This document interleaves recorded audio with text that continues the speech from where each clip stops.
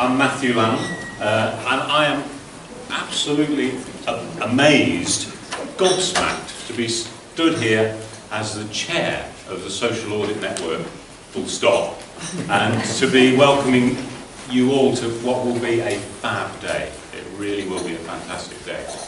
The Social Audit Network annual gathering has been to many cities. It's been to Salford, it's been to Newcastle, it's been to Birmingham, from my memory, and probably lots of other places too.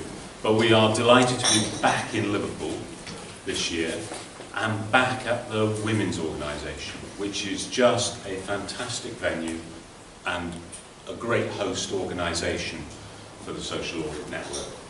But we can use that as a strategic tool where we can drive the direction of our business. You look at any regular, commercial business operation who talks to their customers, they change their services, they develop new products in light of that. We should be doing the same. When we're social accounting, we're listening for the voices to tell us what do we really need to be doing in the world. So, in terms of the social accounting process, step one is literally, okay, what are we here to do?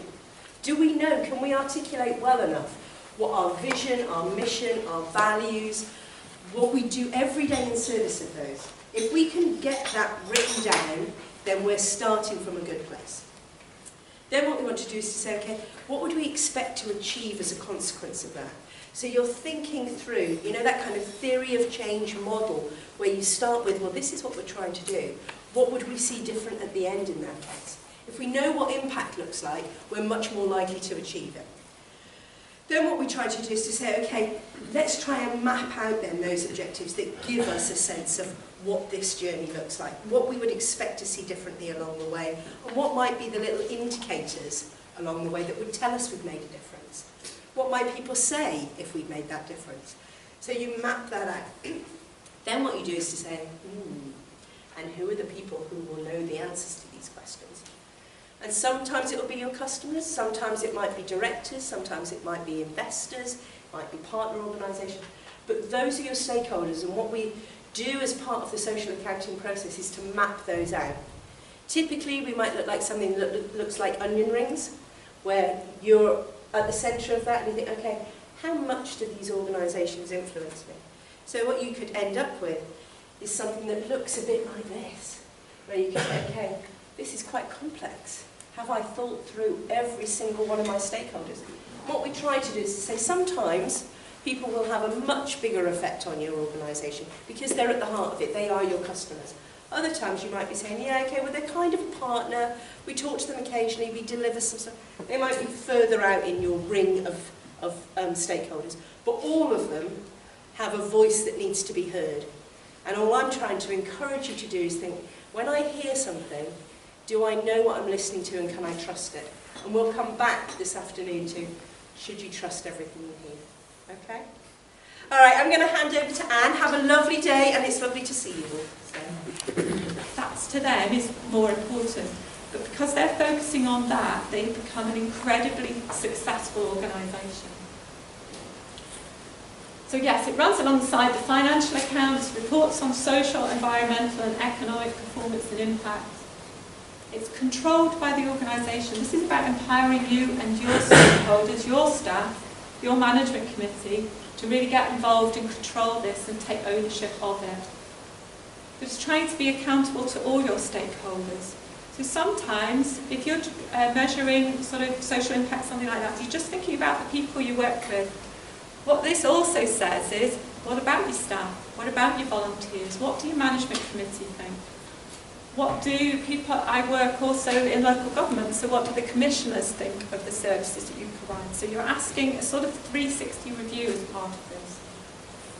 But it needs to be a mixture of measurement and story, so the quantitative and the qualitative.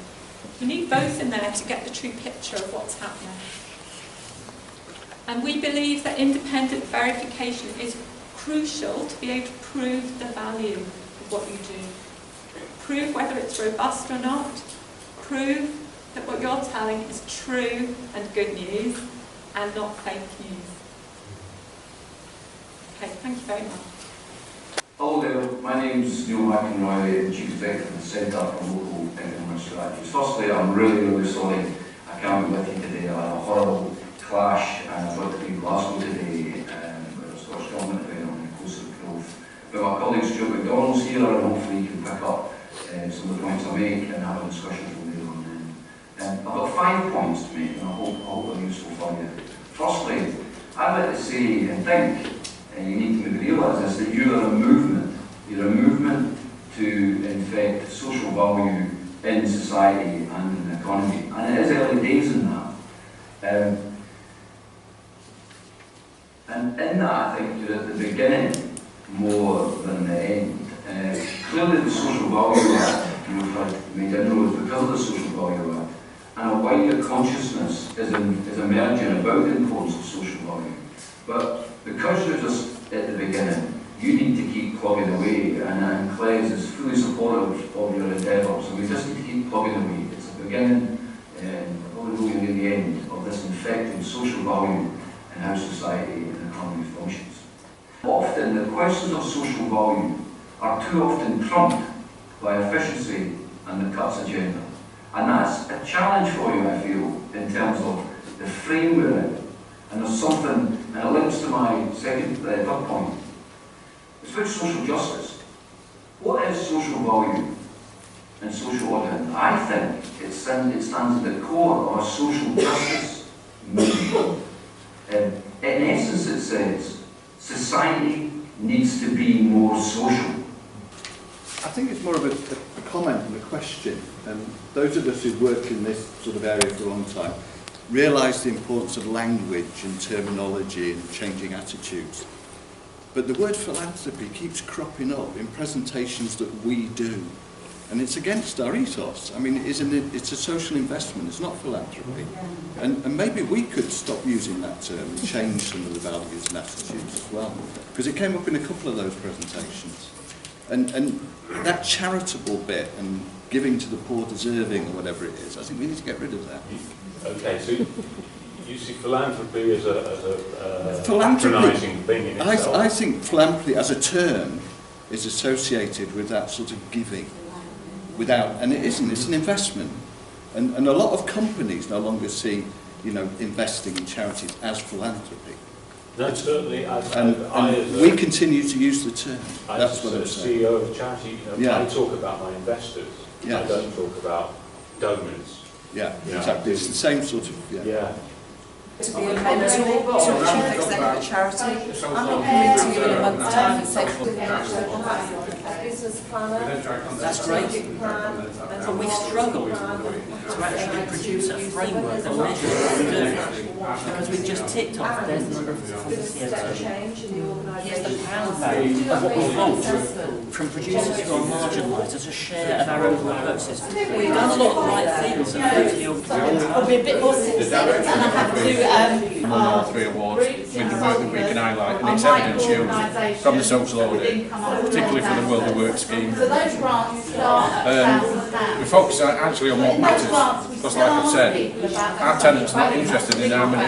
One of our KPIs is... I've been given the task just to announce the launch of the Social Audit Network Learning Platform and put it in context a little bit about what's gone before.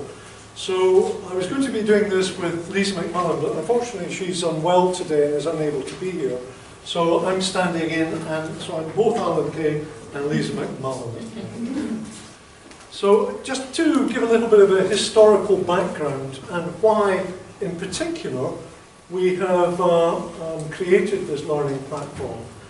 And it goes back quite a number of years, and social accounting and audit goes back decades, really, as Matthew was explaining right at the beginning of today. And one of the first, in recent times, handbook that was produced was it was called a workbook, and it was produced by the New Economics Foundation in about 1995, 1996. A wise, instead we put our passion in a pot and stir and make sure everyone has a seat, and hopefully we make a potion that diminishes apathy. As much as I love these extravagant aims, I realise that we need structure in place to ensure that we are absolutely creating this positive change. We don't need to tear down the structures already in place, but simply give this chain a tweak. If we're all connected, then if one doesn't eat, then neither do we. We're not here to further divide our society. And for those who worry that they're behind in this race, just remember that the road is not carved out for us. It's ours to navigate. No one's asking you to move a mountain, but together we may just scale a climbing frame. So at times when it feels hard to quote our earlier speaker, just crack on and remember that we're all part of a chain. To start with, social accounts are comprehensive in that they need to include the views of many. So when you do your stakeholder map, you'll have lots and lots and lots and lots of different organisations and individuals identified. And sometimes their truths will clash. Okay, so you might hear something from an investor who says to you, oh yeah, you know, this has been a fantastic investment, we've done really well with it, we've looked and we can talk about the social impact till the cows come home. You talk to the recipient of the funds and they say, well actually it hasn't gone quite as well as we thought it might, it's taken a bit longer than we thought it was going to, the impact. It's the glitz and the glamour versus the truth of something. But for both of those individuals, that is their truth. They believe that and they're out there espousing it in the world. So if we assume that a feeling is a fact, can we trust people's feelings to be facts?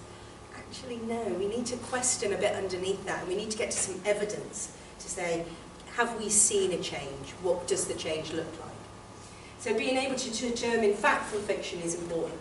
But I would also say being able to empathise or appreciate that somebody's truth is still their truth is just as important, because it allows you to be able to do that cognitive dissonance piece where you can hold two things in your mind, believing that each might be possibly true. Okay? And as you go through the process of social accounting, you kind of have to be able to hold 2, 3, 4, 5 things in your mind and think, is this true of our organisation really? If I scratch the surface, would I be able to evidence what I'm claiming? So we're encouraging you to question everything at this stage.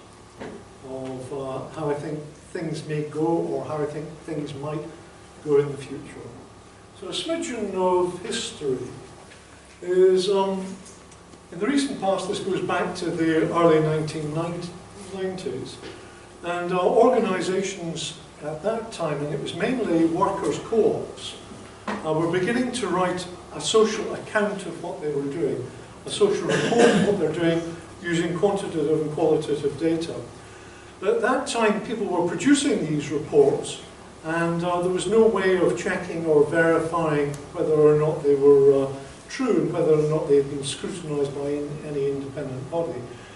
And that led to some early work by a number of my colleagues, plus a number of different organisations, notably Tradecraft, who are represented today, in trying to develop a process that would enable a scrutiny, a rigorous and robust scrutiny of the social reports that were being written.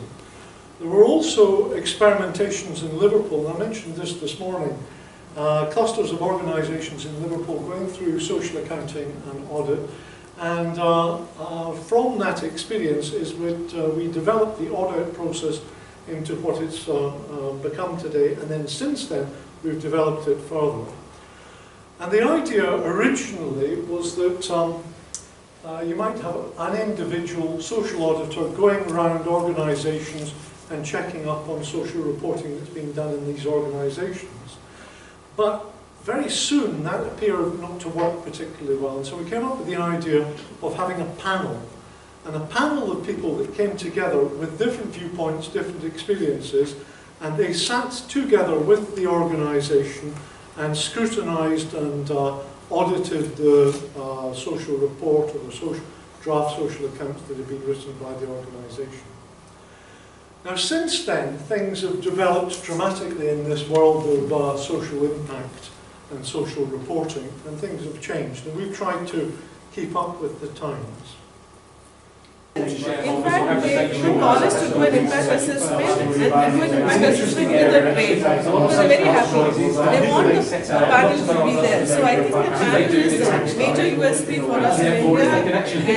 And I always keep telling Alan that it's really, it is that which really proves that the report is true.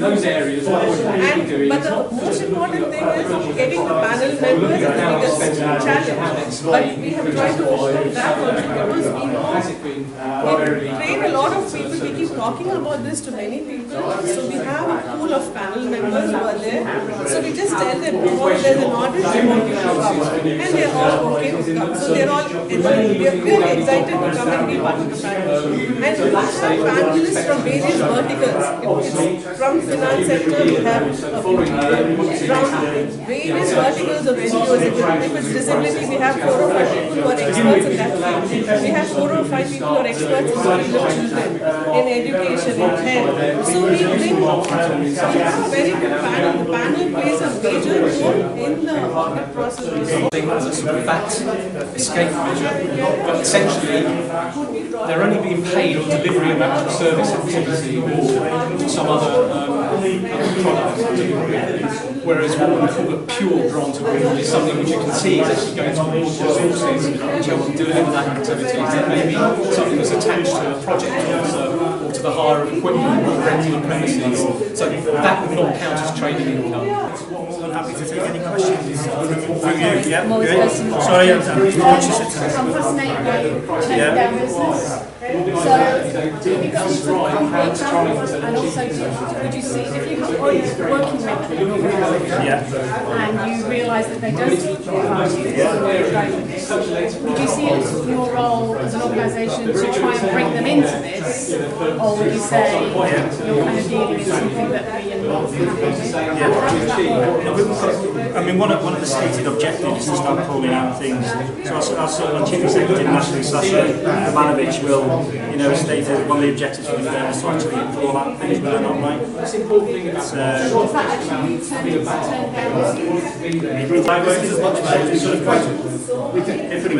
Actually, the audit process is so last 3 or 4 months we've been going through, when we go through the Visible they are and transparent they are, which really matters. And the audit panel is our USP. Because of the audit panel, it has really made organizations prove their credibility and transparency. It has been the real takeaway for us. That's why we can do a lot of audits over a period of last 3 years. We've done about 60 organizations because they believe in this process, which is really leading them to become credible organizations. So that is the main thing for us. Fantastic. Bill Taylor, another of the 7 directors, is going to host this panel session with our panel of experts. Over to you. Thank you. I'm Richard Cobbett. I'm the Assessment and Compliance Manager with the Social Enterprise Mark Community Interest Company. So I'm Nicholas, I'm the Chief Executive and one of the founding members of what has become Social Value International. Lata Suresh, the founding member and Director of Social Audit Network India. I'm Mike Thomas, I'm a Director with Grant Thornton and work mainly in the public sector. Oh, founding? Probably don't know. I can tell you when the library building was built. That's where I work. So my interest is a professional one, but also I'm about to become, as I said to some of the groups, a trustee at LCBS. So I'm treasurer. So a really good interest in auditors giving me some assurance about the things I'm about to take on. So our task is to reflect on the discussion so far and ask what's next for audit and assurance of social impact. So does anybody on the panel want to kick off? I think that a couple of minutes on what's next. What sort of time scale? Next. Tomorrow. Yeah, tomorrow. Oh no, Saturday. Monday. Well, I'm happy to jump in. I suppose I'm going to do it from a very particular perspective of where my organisation is coming from. At the moment we're working at a very low level, I think, of audit and assurance when it comes to social impact, and really we're looking, I guess, to the learned colleagues around me, if you like, to sort of provide the answers that I guess we can use, or at least encourage our mark holders to use when it comes to assessing the social impact.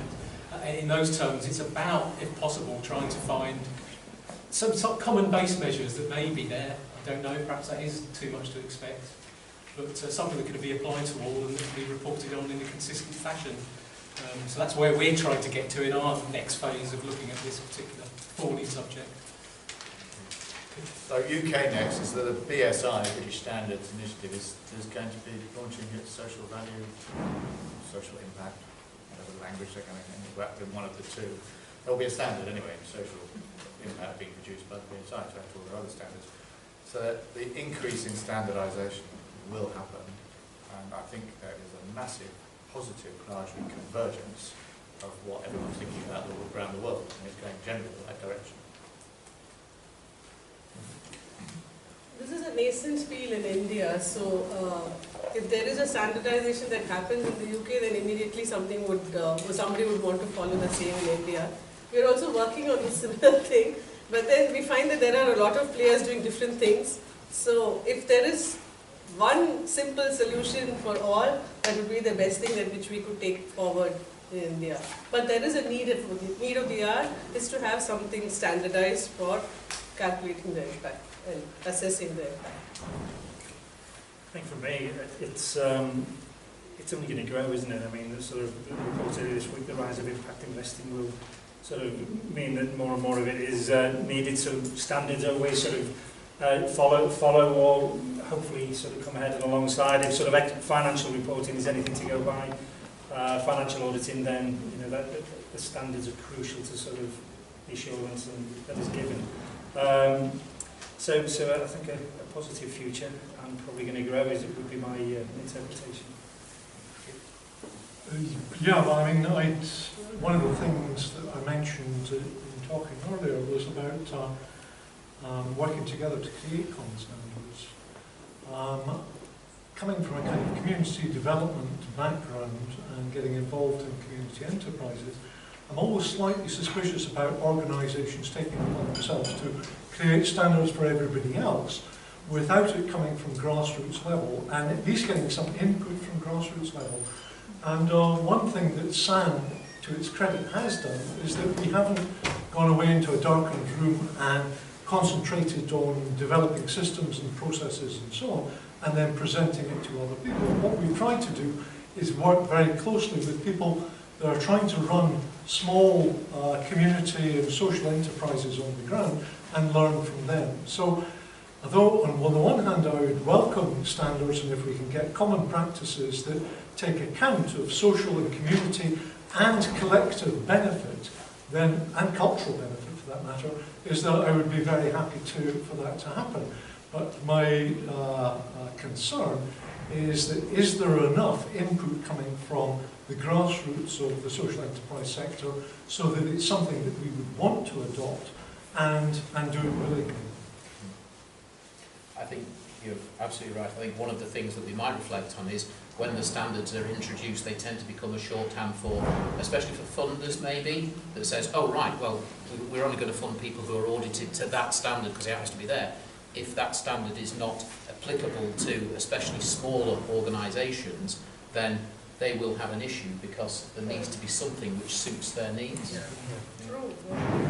I was very interested in your session. You were talking about the challenges of having a number of local languages, and almost we've got that in this country, but not with language, but with the language of organisations. Organisations, depending on which sector they're in, have different languages, and so sometimes the same message doesn't translate to all of those languages. True. Yeah. So that's another challenge which we face, especially while stakeholder consultation. Now, if this becomes mandatory, they won't know what to report because everything has to be translated in the local language. And adds layers of expense and complication as well. Yeah. And NGOs in India are far more smaller. So we would really like to take these standards to the NGOs because they are the ones who are driving change there, more than the larger organizations who can understand these standards. And probably if these standards and all come, it will be more for the impact investor per se. It will not really help the NGO to evolve or bring about better methods of delivery, which if these standards come, which can cater to smaller NGOs, it would be good. The way it's been talked about, it looks as though it will only help CSRs to get more they might get into the rating, they might get the best CSR awards and things like that, but that's not what should be done. It should be in ways how you create these small indicators for each vertical and try to make them understand that by doing this, this is the impact created and how they can change the world. So that should be the message that should be taken. And we should work on standards meant for smaller NGOs rather than the larger NGOs, because the smaller NGOs need to evolve. They are the ones who are doing great work with great passion, not knowing what they are doing and what impact they are creating. So we'll have to be an eye-opener to them and tell them, yes, please do it in a more methodical and systematic way. You will be able to do wonders. And we have to appreciate them. There are more than 3 million NGOs in India. The ratio is 1 for every 1 NGO, 400 people, 1 NGO is there. So imagine the number of NGOs working. And if all the NGOs really become systematic, then we don't have to depend on the government at all for much of the development to happen. So we have to work on those lines in India, because that would, what's seen is there in the UK is totally different from there. You need a lot of auditors then. Yes, and the for-profit social enterprises are also evolving. It's just last 3-4 years, a lot of social enterprises have started to evolve. We tell people, not necessarily you should start an NGO, please start a for-profit social enterprise. They're also working on social change. So we should help these small-timers more than creating systems which will be daunting for them when they're launching the organization. So we'll have to work out on a mechanism where the small people will also be benefited. Right, thank you. Okay. In India, the word audit is the most daunting word. And when we say social audit, it becomes double daunting for them, because they think that we're also going to do a financial audit and a social audit. And because all NGOs are small, they also think that we are going to find out who their donors are and try to pass on the information to the other NGO. So when we talk about social accounting and audit, it's a real great challenge. So probably, Alan, we should change the word audit to something else. I'm not sure that's a battle you're going to win. Cuddling. Yes, social cuddling. Yes. I think Matthew started the day really, setting the scene, I think. Not only did he introduce us to the sunshine, and actually it's going to be really windy later apparently, but actually he really made sure that we set the scene about who we're for here, that we're actually for everybody who's an interest. And whenever I've been to these, and I've been to quite a few over the years, it's that conversation from people who have completely different interests, completely different levels, very different knowledge, and I'm really thank you, Mike and Jeremy and all our experts for coming and talking about your area and your interests. Not necessarily agreeing, I think, but actually really raising the game about how we should do this effectively. I've got a view actually, but I didn't manage to express it on the experts panel. So that was really important, because it sets a scene of who we are at SAM. We're here, and we're here to learn, and we're here to share. And he managed to present us with a challenge. He said, we need to build bigger influence in the current debate. We all need to do that. It's not just one person, it's just not one organisation, and it's certainly not just one view. It's actually about bringing that conversation into the mainstream. Remember, the truth around us has been twisted to fit an agenda, not necessarily in the name of peace or safety, but in the name of fulfilling somebody else's unbalanced needs. These days, news stories are resembling whispers on the playground, because truth is a word full of puncture wounds and is rapidly deflating. Truth has led us down a path with little more than breadcrumbs in our pockets, that even white lies can contribute to the problem we are having. You are instrumental in the fight for truth. But first, look in the mirror and be honest, because fake news starts with you. I add thanks to our panel of experts. Thank you so much, all of you, for coming along and spending time. Thank you for the people. Thank you so much. Thank you to everybody who came this morning and delivered their case studies. That was absolutely fantastic session too.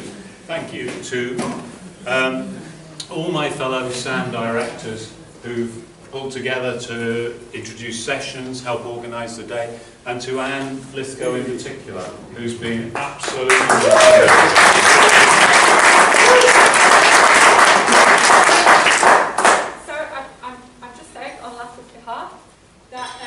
newspapers brought all the way from India for you.